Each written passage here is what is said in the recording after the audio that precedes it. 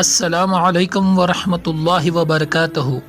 استقبال ہے آپ سب کا ہمارے یوٹیوب چینل اذکار کی دنیا میں۔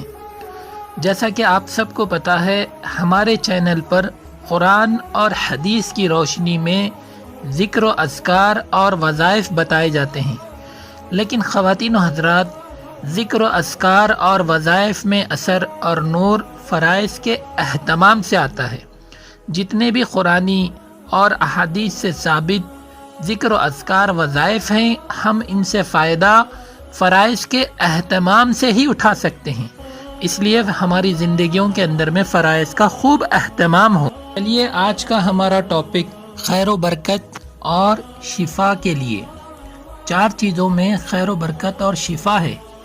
ابن جریر میں حضرت علی رضی اللہ عنہ کا فرمان ہے کہ جب تم میں سے کوئی شفا چاہے تو قرآن کریم کی کسی آیت کو کسی صحیفے یعنی کاغذ پر لکھ لے اور اسے بارش کے پانی سے دھو لے، اور اپنی بیوی کے مال یعنی مہر میں سے اس کی رضامندی سے پیسے لے کر شہد خرید لے اور اسے پی لے، بس اس میں کئی وجہ سے شفا آ جائے گی۔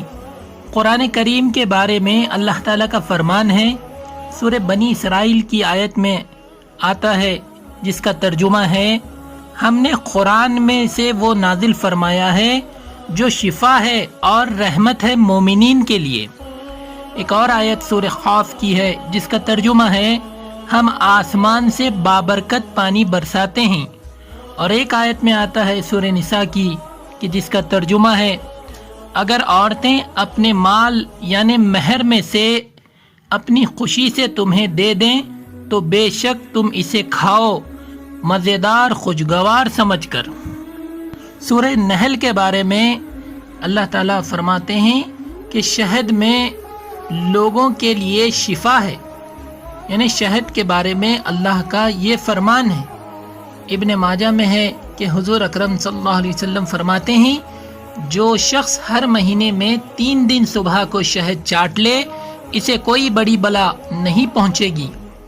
4 چیزوں میں خیر و برکت اور شفا ہے، یعنی 1 قرآن کریم، 2 بارش کا پانی، 3 شہد، 4 بیوی کا مہر۔ علماء نے لکھا ہے کہ جب کوئی شخص کاروبار کرے تو اپنی بیوی کے مہر میں سے کچھ رقم کاروبار میں لگائے، انشاءاللہ کاروبار میں فائدہ ہوگا۔ مہر کی رقم طرفین کے لیے خیر و برکت کی چیز ہے۔ اللہ پاک ہم تمام کو کہنے اور سننے سے زیادہ عمل کی توفیق عطا فرمائے۔